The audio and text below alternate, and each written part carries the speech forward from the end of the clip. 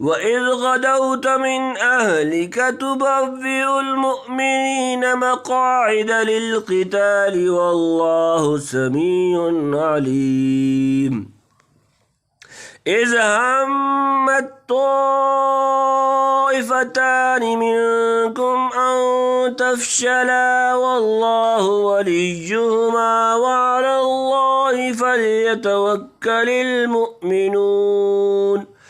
وَلَقَدْ نَصَرَكُمُ اللَّهُ بِبَدْرٍ وَأَنْتُمْ أَذِلَّةٌ فَاتَّقُوا اللَّهَ لَعَلَّكُمْ تَشْكُرُونَ إِذْ تَقُولُ لِلْمُؤْمِنِينَ أَلَنْ يَكْفِيَكُمْ أَنْ يُمِدَّكُمْ رَبُّكُمْ ب3,000 مِّنَ الْمَلَائِكَةِ مُنزَلِينَ بَلَىٰ إِن تَصْبِرُوا وَتَتَّقُوا وَيَأْتُوكُم مِّنْ فَوْرِهِمْ هَٰذَا يُمْدِدْكُمْ رَبُّكُمْ ب5,000 مِّنَ الْمَلَائِكَةِ مُسَوِّمِينَ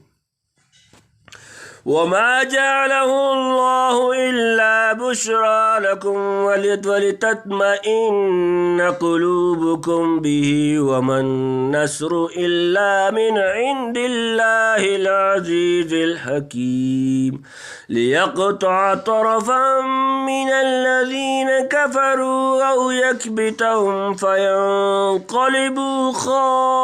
خَائِبِينَ لَيْسَ لَكَ مِنَ الْأَمْرِ شَيْءٌ أَوْ يَتُوبَ عَلَيْهِمْ أَوْ يُعَذِّبَهُمْ فَإِنَّهُمْ ظَالِمُونَ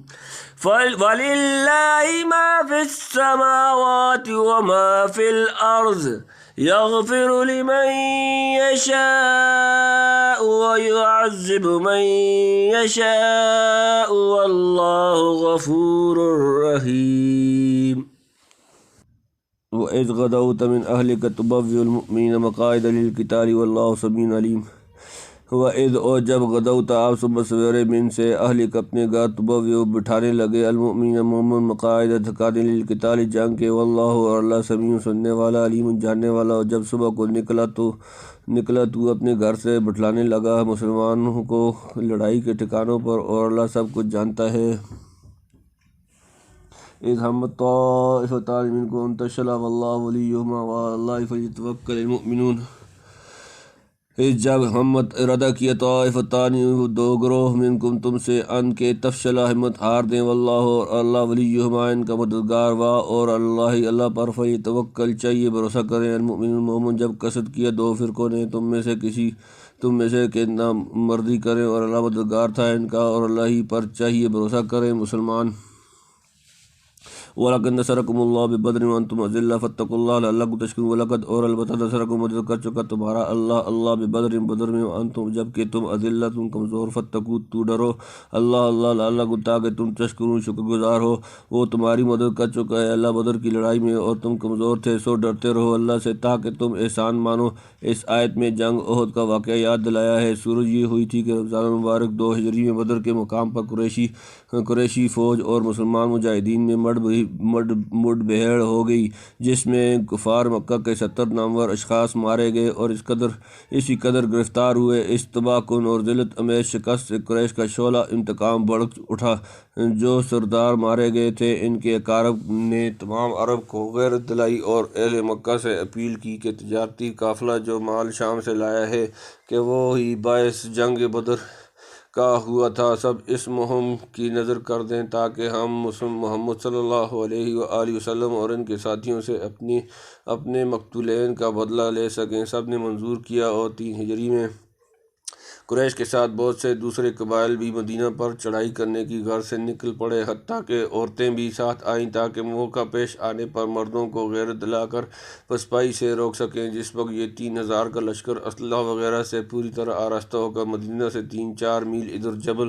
احد کے قریب خیمہ زن ہوا تو نبی کریم صلی اللہ علیہ وآلہ وسلم نے مسلمانوں سے مشورہ لیا آپ صلی اللہ علیہ وآلہ وسلم کے رائے کی مطابق کی رائے مبارک یہ تھی کہ مدینہ کے اندر رہ کر دشمن کا مقابلہ بہت آسانی اور کامیابی کے ساتھ کیا جا سکتا ہے۔ اس کی تائید آپ کے ایک خواب سے ہوئی تھی۔ یہ پہلا موقع تھا کہ رئیس المنافقین عبداللہ بن ابی سے بھی رائے لی گئی جو حضور صلی اللہ علیہ وسلم کی رائے سے موافق تھی، مگر بعض پرجوش مسلمان جنہیں بدر کی شرکت نصیب نہ ہوئی تھی اور شوق شہادت بے چین کر رہا تھا، مصر ہوئے کہ ہم کو باہر نکل کر مقابلہ کرنا چاہیے تاکہ دشمن ہماری بزدلی اور کمزوری کا گمان نہ کرے۔ کثرت رائے اسی طرف ہو گئی۔ اسی حیث و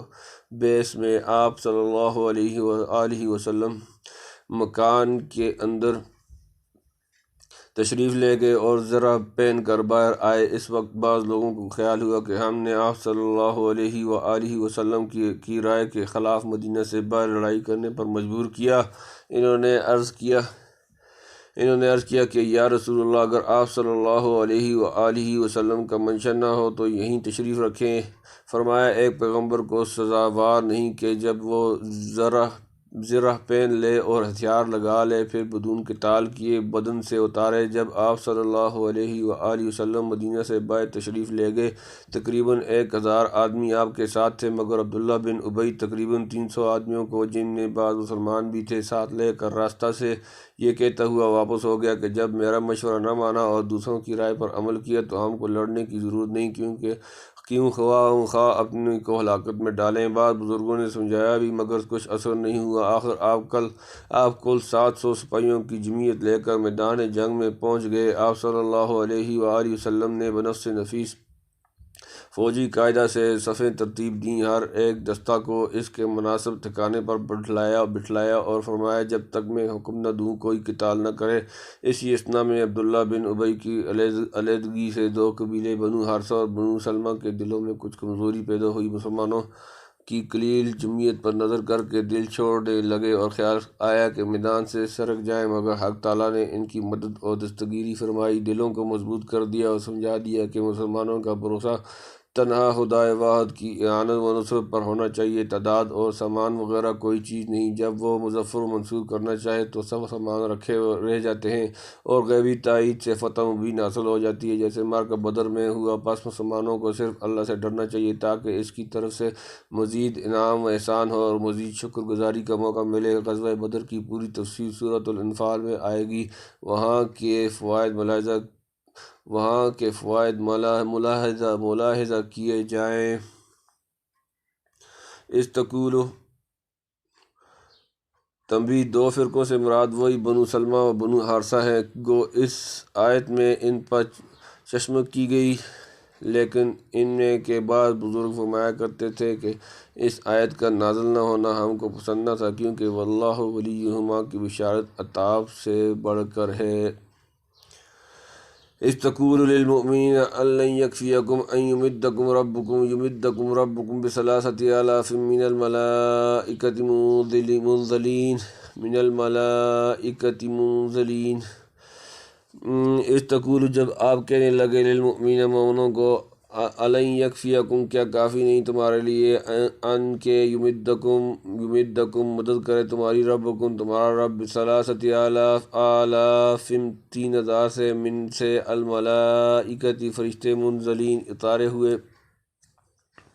جب تو کہنے لگا مسلمانوں کو کیا تم کو کافی نہیں کہ تمہاری مدد کو بھیجے رب تمہارا 3000 فرشتے آسمان سے اترنے والے، یعنی جو آسمان سے خاص اس کام کے لیے اتارے گئے ہوں۔ اکثر علماء کے نزدیک راجح یہ ہے کہ یہ واقعہ غزوہ بدر کا ہے۔ جب کفار کی جمعیت اور تیاری دیکھ کر مسلمانوں کو تشویش ہوئی تو آپ صلی اللہ علیہ وآلہ وسلم نے تسلی کے لیے ایسا فرمایا، چنانچہ فرشتوں کے کمک آسمان سے پہنچی۔ سورۃ الانفال میں اس کا مفصل بیان آئے گا۔ وہیں نزول ملائکہ کی حکمت اور عدد ملائکہ کے ظاہری تعارض پر کلام کیا جائے گا۔ بلا ان تصبروا وتتقوا ویاتوکم من فورہم ھذا یمددکم ربکم بخمسۃ آلاف من الملائکۃ مصومین۔ بلا کیوں نہیں، ان اگر تصبروا تم صبر کرو، و تتقوا اور پرہیزگاری کرو، ویاتوکم اور تم پر آئے من سے فورہم فوراً وہ ہادہ یہ یمددکم مدد کرے گا تمہاری ربکم تمہارا رب خمستی 5,000 ہزار من سے الملائکتی فرشتے مصومین نشان زدہ، البتہ اگر تم صبر کرو اور بچتے رہو اور وہ آئیں تم پر اسی دم تو مدد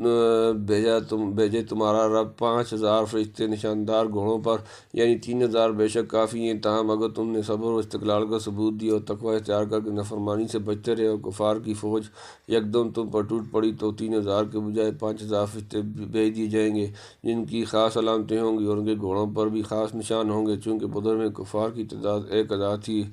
اولاً اس کے مناسب 1,000 فرشتوں کا وعدہ فرمایا جیسا کہ سورۃ الانفال میں آئے گا۔ پھر مسلمانوں کی گھبراہٹ دور فرمانے کے لیے تعداد تگنی کر دی گئی کیونکہ کفار کی تعداد مسلمانوں سے تگنی تھی۔ اس کے بعد شعبی کی روایت کے موافق جب مسلمانوں کو یہ خبر ملی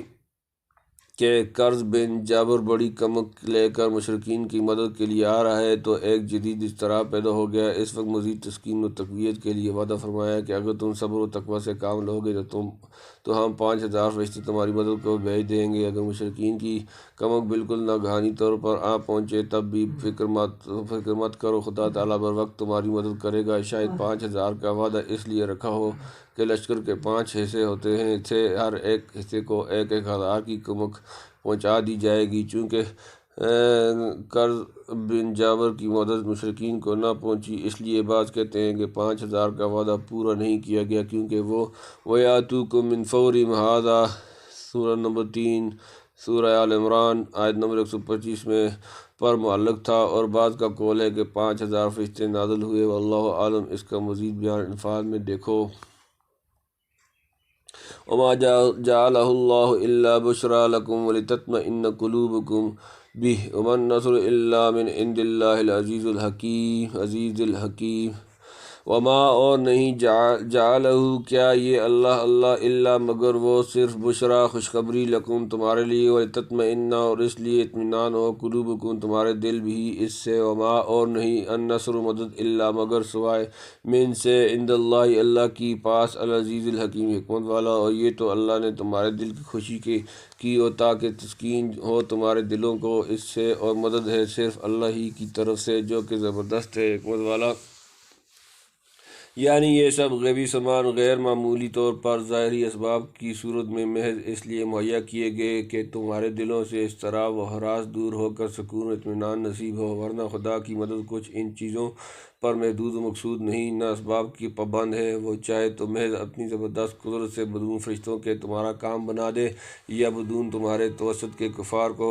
خائب و خاسر کر دے، یا ایک فرشتہ سے وہ کام لے جو 5,000 سے لیا جاتا ہے۔ فرشتے بھی جو امداد پہنچاتے ہیں وہ اسی خداوند قدیر کی قدرت و مشیت سے پہنچا سکتے ہیں، مستقل طاقت و اختیار کسی میں نہیں۔ آگے یہ اس کی حکمت ہے کہ کس موقع پر کس قسم کے اسباب و شرائط سے کام لینا مناسب ہے، تکوینیات کے رازوں کا کوئی احاطہ نہیں کر سکتا۔ حدیث از مضطرب و میں گو و راز دہر کمتر جو کہ کس نقشود و نقشائد بحکمت ایما مارا لیقطع طرفا من الذین کفروا او یکبتهم فینقلبوا خائبین، لیقطع تاکہ کاٹ ڈالے طرفا گروہ من سے الذین وہ لوگ جو کفروا انہوں نے کفر کیا، او یا یکبتهم انہیں ذلیل کرے، فینقلبوا تو وہ لوٹ جائیں خائبین نامراد، تاکہ ہلاک کرے بعض کافروں کو یا ان کو ذلیل کرے تو پھر جاویں محروم ہو کر، یعنی فرشتے بھیجنے سے مقصود تمہاری مدد کرنا تاکہ تمہارے دل مضبوط ہوں، اور خدا کی طرف سے بشارت و طمانینت پا کر پوری دل جمعی اور پامردی کے ساتھ دشمن کا مقابلہ کرو، جس سے یہ غرض تھی کہ کافروں کا زور ٹوٹے، ان کا بازو کٹ جائے، پرانے نامور مشرک کچھ مارے جائیں، کچھ ذلیل و خوار ہوں، اور بقیت السیف بہزار رسوائی ناکام واپس ہو جائیں۔ چنانچہ ایسا ہی واقعہ ہوا 70 سردار جن میں سے اس امت کا فرعون ابو جہل بھی تھا مارے گئے، 70 قید ہوئے اور نہایت ذلیل و نامراد ہو کر مکہ واپس جانا پڑا۔ لیس لک من الامر شیء او یتوب علیہم او یعذبہم فانہم ظالمون۔ لیس لک نہیں آپ کے لیے من سے الامر کام دخل شیء کچھ، او یتوبہ خواہ توبہ قبول کرے علیہم ان کی، او یا یعذبہم انہیں عذاب دے، فانہم کیونکہ وہ ظالمون ظالم ہے۔ جمع تیرا اختیار کچھ نہیں، یا ان کو توبہ دے خدا تعالیٰ یا ان کو عذاب کرے کہ وہ ناحق پر ہے۔ احد میں 70 صحابہ شہید ہوئے تھے، جن میں حضور صلی اللہ علیہ وآلہ وسلم کے چچا سید الشہداء حضرت حمزہ رضی اللہ تعالیٰ عنہ بھی تھے۔ مشرکین نے نہایت وحشیانہ طور پر شہداء کا مسلح کیا، ناک کان وغیرہ کاٹے، پیٹ چاک کیے، حتیٰ کہ حضرت حمزہ رضی اللہ تعالیٰ عنہ کا جگر نکال کر